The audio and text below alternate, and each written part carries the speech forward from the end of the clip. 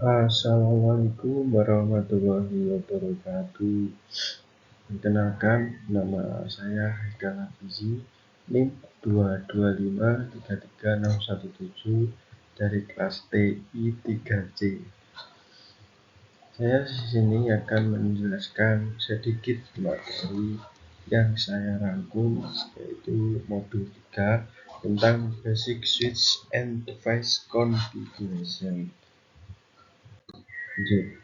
Yang pertama ada sistem operasi. Sistem operasi adalah semua perangkat akhir dan perangkat jaringan memerlukan sistem operasi atau OS, seperti yang ditunjukkan pada gambar.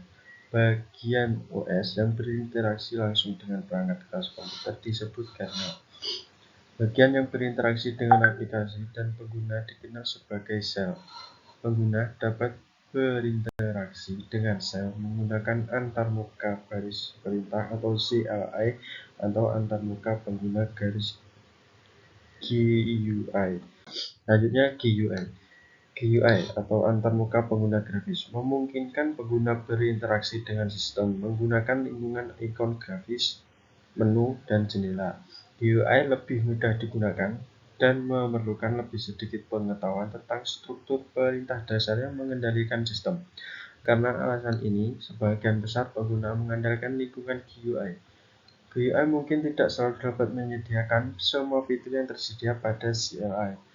GUI juga bisa gagal, crash, atau tidak beroperasi sebagaimana ditentukan.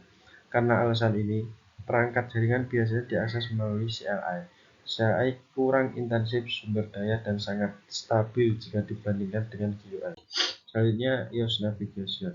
Yang pertama, Primary Command Modes, yaitu yang pertama User Access Mode CLI dengan simbol sebagai berikut: segitiga, tanda tutup kurung. Yang kedua, Privilege X Mode CLI simbol dengan simbol pagar. Yang kedua, Configuration Mode atau Sub-Configuration Modes. Yang pertama, Global Configuration Mode. Yang kedua, LAN Configuration Mode. Selanjutnya, The Command Structs. Yang pertama, User X Mode CLI simbol dengan simbol seperti ini. Yang kedua, Privilege X Mode CLI simbol dengan simbol pagar. Selanjutnya, Basic Device Configuration. Yang pertama, Device Name, yaitu perintah konfigurasi pertama. Pada perangkat apapun harus memberikan nama host. Yang kedua, password guidelines, menggunakan kata sandi yang tidak mudah ditebak agar terjamin keamanannya. Yang ketiga, configure password.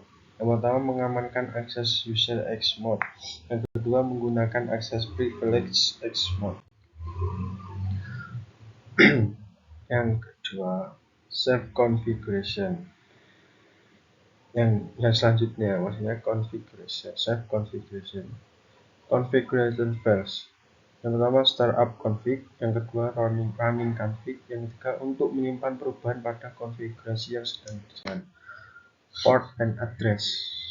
Port and address itu IP address. IP address adalah penggunaan alamat IP sebagai sarana utama yang memungkinkan perangkat untuk menemukan dan membangun komunikasi. Dan selanjutnya, configure address. Configure address yaitu sebagai berikut. Yang pertama, memasukkan IP address secara otomatis, yaitu menggunakan perintah DHCP. Yang kedua, ketika membuat LAN maka LAN harus dipisah. Sekian dari saya, bila ada kurangnya mohon maaf.